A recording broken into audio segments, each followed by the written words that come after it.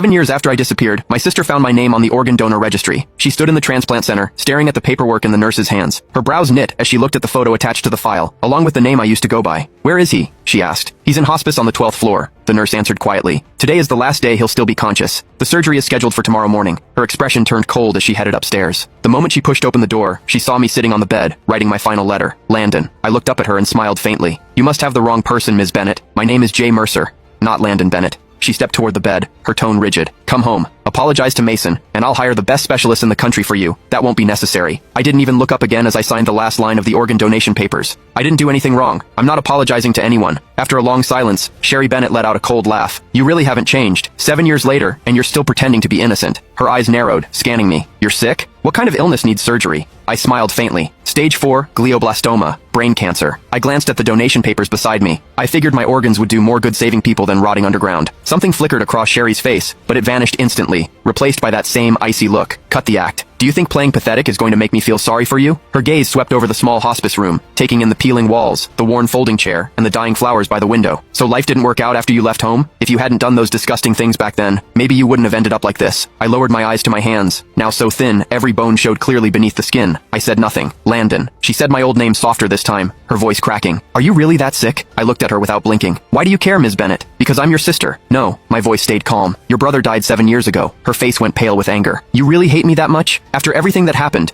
Are you seriously pretending you weren't the one who enough?" I cut her off. "You didn't come here to dig up the past. Say what you actually came to say." She opened her mouth, then hesitated, completely speechless. I gave a soft laugh. "Let me guess. Mason needs a new liver, doesn't he?" Sherry didn't answer. She didn't have to. The way her eyes avoided mine told me everything. I leaned back against the hospital bed, laughing under my breath. "So, that's it. After 7 years, he finally remembered he had an older brother. Today, you came here to ask for my liver?" "Not ask," she corrected sharply. "It's your duty. You agreed to donate before, and Mason needs you again now. He's your brother." I stared at her, amused by how ridiculous she sounded. "Sherry, when you kicked me out 7 years ago, why didn't you remember I was his brother then?" "That was your own fault," she snapped. "If you hadn't done those horrible things to Mason, if you hadn't framed him, I never would have kicked you out." Her voice shook with fury. "You're still lying. Still acting innocent. You think disappearing for 7 years erased what you did?" I slowly closed my eyes as numbness spread through my chest. Even now, she never doubted him. To her, I was always the villain. "Please leave. I need to rest." She grabbed my shoulder hard enough to hurt. "Listen carefully. Mason needs your liver." I opened my eyes, looking at her calmly. "Then he can wait for someone else. My organs are already promised to strangers." Her whole body shook with anger. "How can you be so heartless? Mason saved my life back then.